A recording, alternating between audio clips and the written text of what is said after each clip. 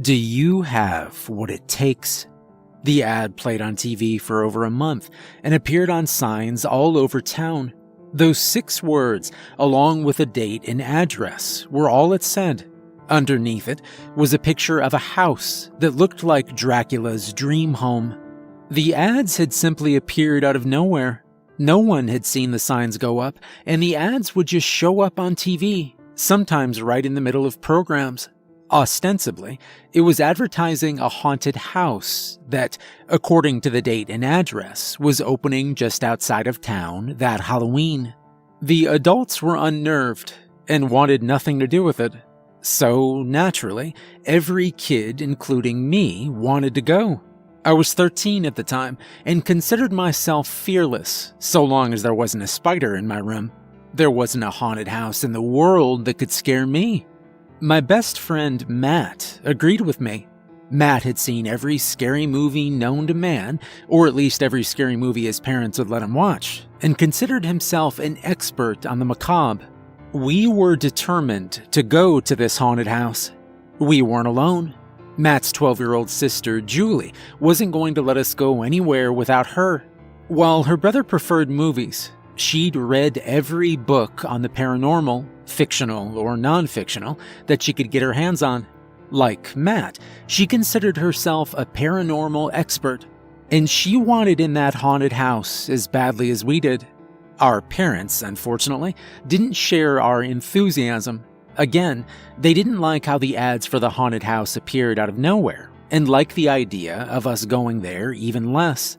When we asked my mom to take us, she'd made a face like she'd sucked on a fresh lemon. First of all, why do you want to go there anyway? She'd been working on her computer while we talked to her, and kept typing as she talked to us.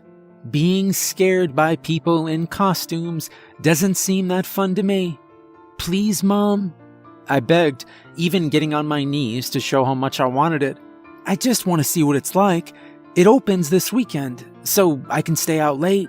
Plus, I'll pay for it with my own allowance. You don't even have to go in. You can just drop us off and pick us up.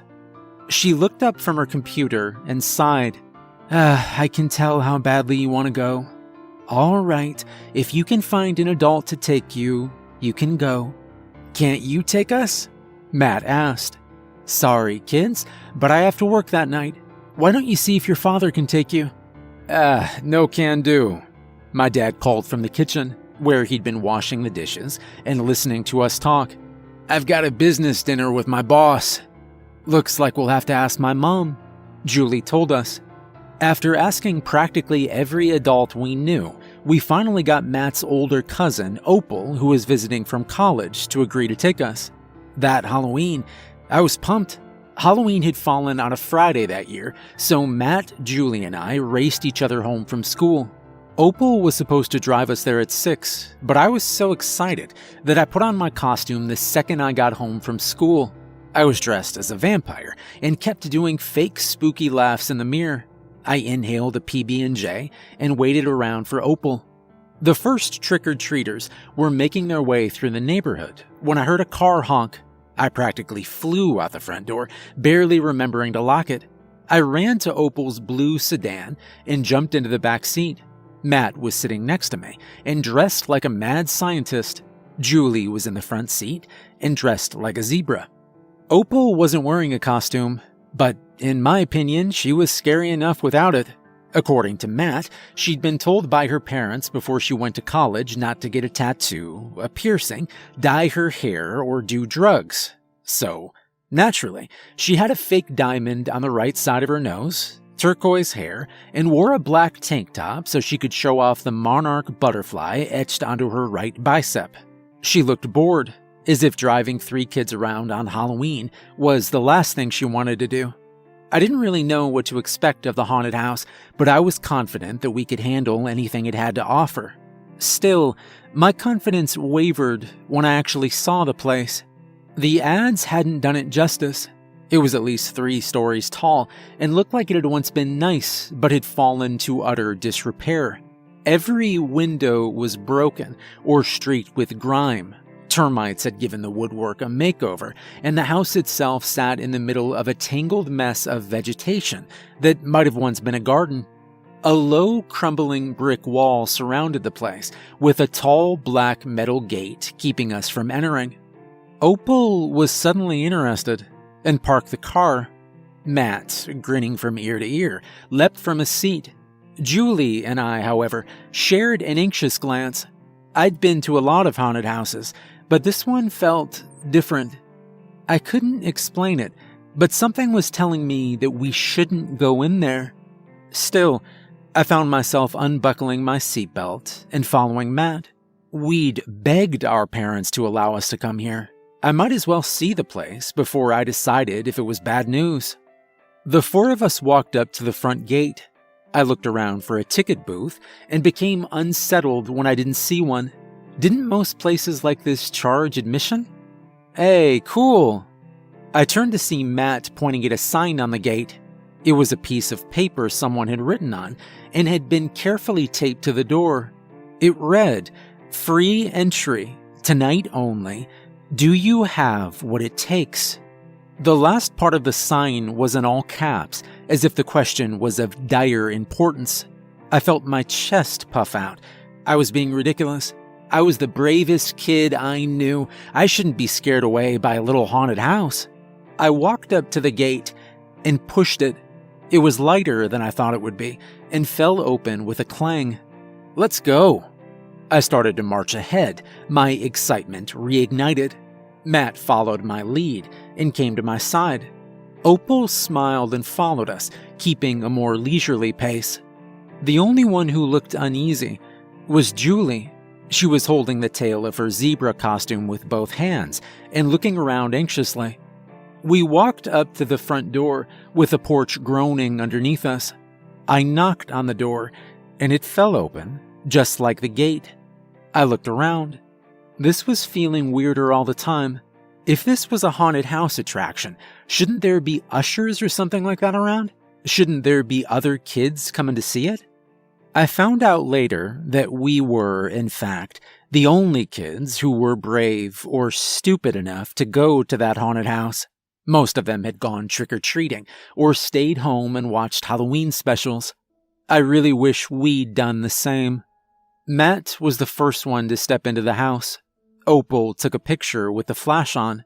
I groaned. She'd blinded me for a second. "Sorry," she shrugged at me, "but the picture won't come out if I turn it off." Julie wasn't saying anything. She looked at me, and I moved in closer to her. We were both starting to feel like something was very wrong. As a group, we started walking through the house. It was as bad as the outside.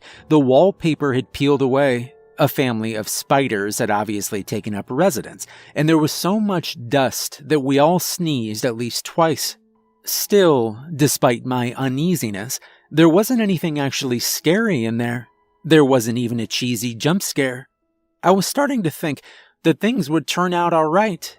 When we saw the room, it looked like the door to a basement and had words scratched into the woodwork. "Do you have what it takes? Find out." "Neat," Matt said, grinning. "Finally, something scary." I started, trying to speak. My mouth had gone dry, and my stomach was suddenly churning. I think... Dude, don't go down there." "What?" Matt smiled at me sweetly. "Is the widow vampire afraid?" "Matt, please," Julie whispered. While I'd started to relax a little, the more we'd walked through the house, she'd gotten tenser. At one point, she'd been squeezing my arm so tight that my fingertips had started tingling. But Matt either didn't see how badly she was scared or didn't care. "I'm going down there," he declared, "and anyone who's brave enough to join me is welcome. You two wait up here if you don't want to go down," Opal told us. "But I'm not missing this." She took her phone out of her pocket and started to take video.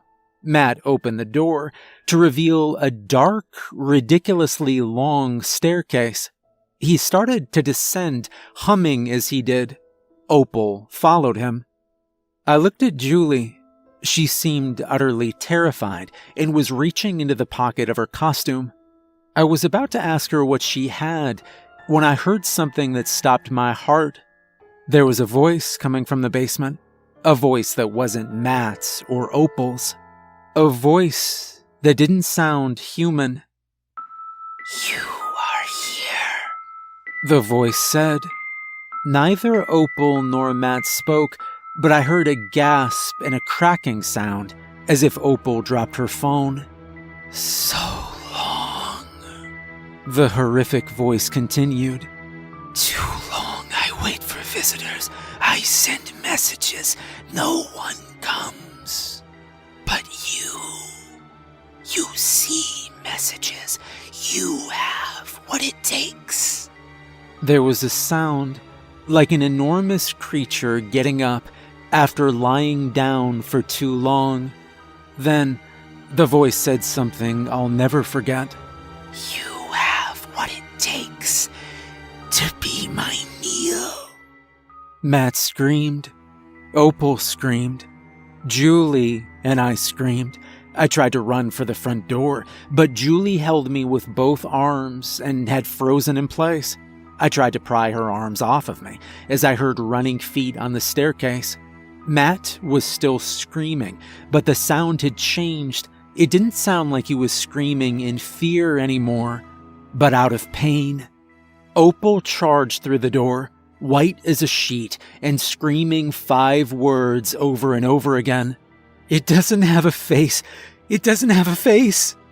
Julie still wasn't moving, so I was forced to watch as a jet black appendage, like a hand but very much not a hand, shot out of the basement reaching towards me.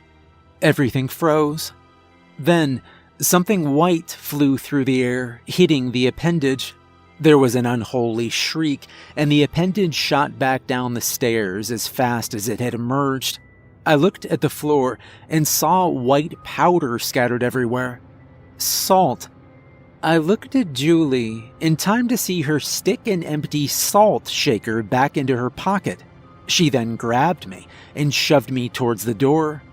Opal was sobbing now. And then the entire house started shaking. The thing in the basement started shouting, and a series of thumping noises came from the staircase. "Come back." I slammed into the front door and forced it open.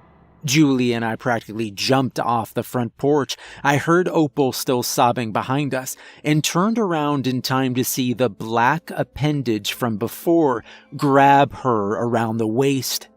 Her eyes went wide, and she was yanked backwards. She grabbed the front door as she went and accidentally pulled it shut. She screamed even louder than Matt. Julie and I raced for the gate. My lungs and muscles were burning, but I didn't care. I wanted out of there. I nearly shoved Julie through the gate and followed after her. We didn't get into Opal's car. We just kept running down the road. I don't know how long we ran, sobbing and trying to make sense of what we'd just seen. But somehow, we ended up in front of Julie's house. We collapsed on the porch. The police went to investigate the house. They found Opal's car, Opal's broken phone, and enormous blood stains on the floor of the basement. No trespassing signs were put up all around the property of the house. Even if our true story was a little hard to believe, it was clear that 2 people had been murdered in there, and that was enough to keep people away. For Julie and I, Halloween was ruined forever. I'd lost my best friend, and she'd lost her brother and her cousin. We started spending every Halloween together in my basement, watching the most un-Halloween movies we could find. 7 years later, we still do that. I haven't seen the ads again, but Julie and I keep a lookout. Because they never found the thing that killed Matt and Opal.